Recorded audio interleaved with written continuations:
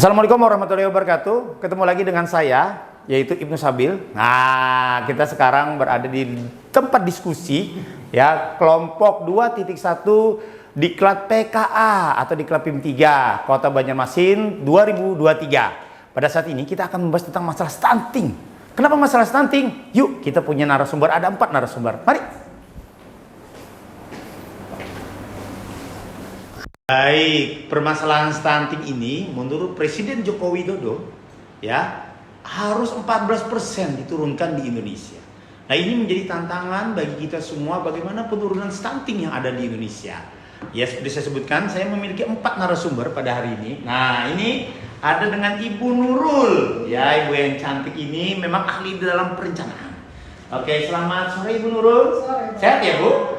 Oke, baik. Narasumber kedua kita yaitu Bapak Budi.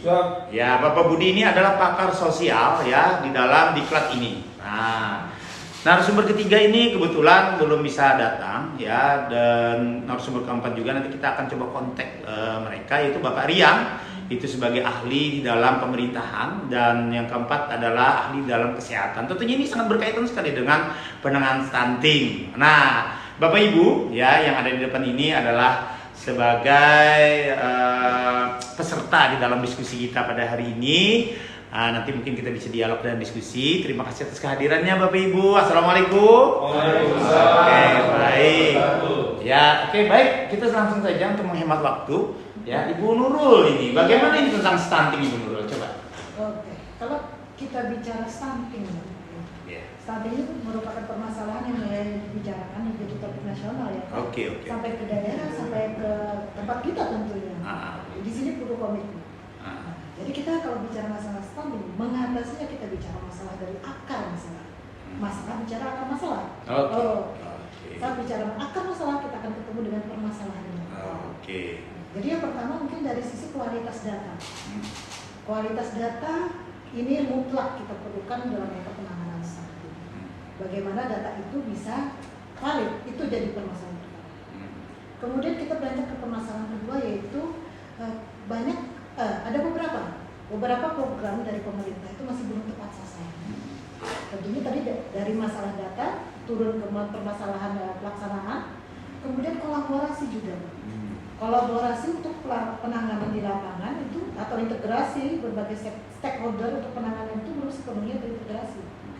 Kita lihat lagi permasalahan selanjutnya, monitoring. Monitoring evaluasi itu harusnya bisa menjadi tolak ukur untuk pencapaian kinerja.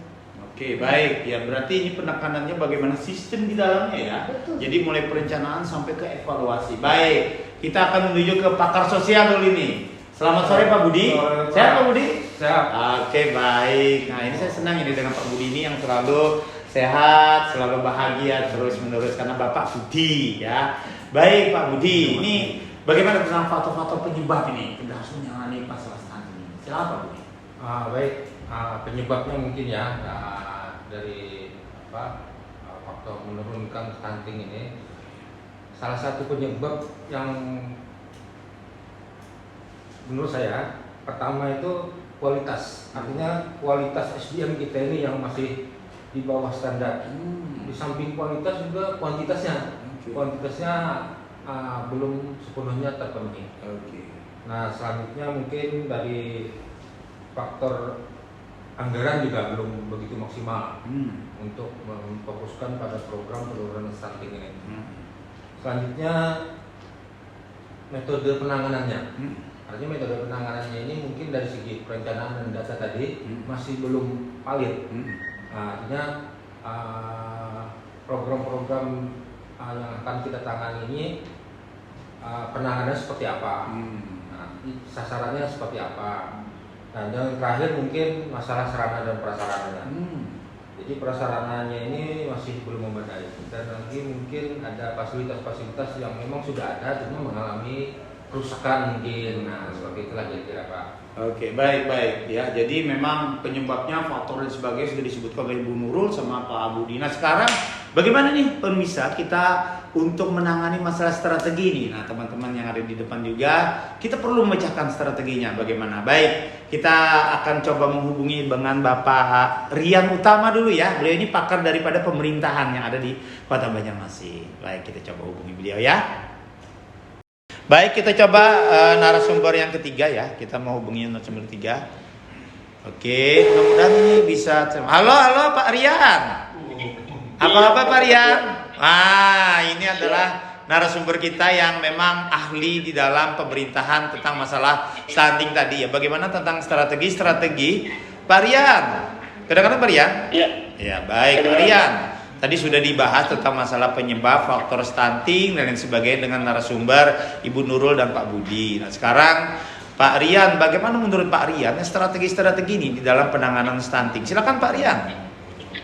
Baik, jadi melihat dari identifikasi kasus permasalahan kinerja yang terjadi pada penanganan kasus stunting dan penyebab-penyebabnya, maka bisa diambil beberapa alternatif strategi dalam peningkatan kinerja penanganan stunting. Pertama adalah peningkatan komitmen pihak-pihak terkait. Ini baik pihak internal dari kepala daerah dan SKPD terkait maupun eksternal dari instansi vertikal ataupun perusahaan yang tergabung dalam CSR. Kemudian yang kedua, perencanaan berbasis data, di mana data harus by name by address sehingga penanganan stunting bisa tepat sasaran dan tepat hasil. Yang ketiga, penguatan sistem organisasi yang mensinergikan upaya penanganan stunting, di mana cross cutting antar organisasi ini bisa berjalan dengan baik, saling melengkapi, saling mendukung dan saling menyelesaikan. Kemudian yang keempat adalah implementasi mengacu kepada target yang jelas dalam perencanaan. Dan yang tidak kalah penting adalah bagaimana pemantauan dan evaluasi itu diperkuat sehingga kita bisa memantau penanganan stunting yang kita lakukan apakah sudah tepat sasaran dan tepat hasil. Begitu kira-kira Pak Bupati. Oke, baik. Terima kasih Pak Rian ya. Luar biasa ini Pak Rian ahli pemerintahan. Oke, terima kasih Pak Rian. Hati-hati di jalan. Selamat jalan Pak Rian dan jangan lupa pulang kembali ya Pak Rian. Oke, baik. Kita closing ya. Kita pindah dulu ke narasumber keempat. Terima kasih. Assalamualaikum. Dengan tantangan tadi yang akan dihadapi oleh si pelaksana semua. Halo, assalamualaikum Ibu. Baik Ibu, ini narasumber kita yang keempat. Sehat Ibu ya?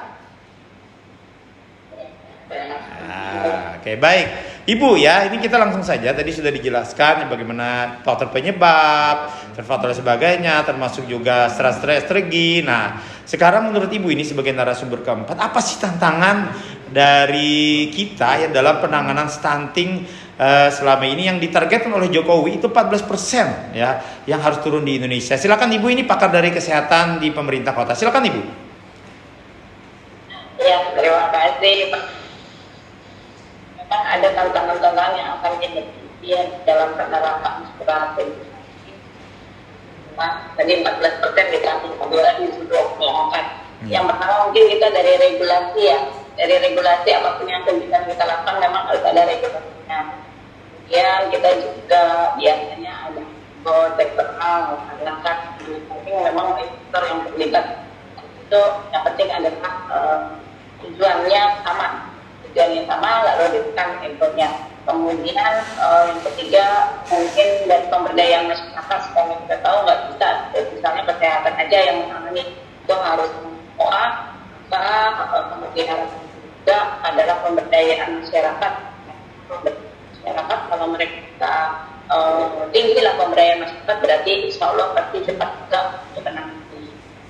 Kemudian tantangan berikutnya juga kita dari budaya yang berkembang.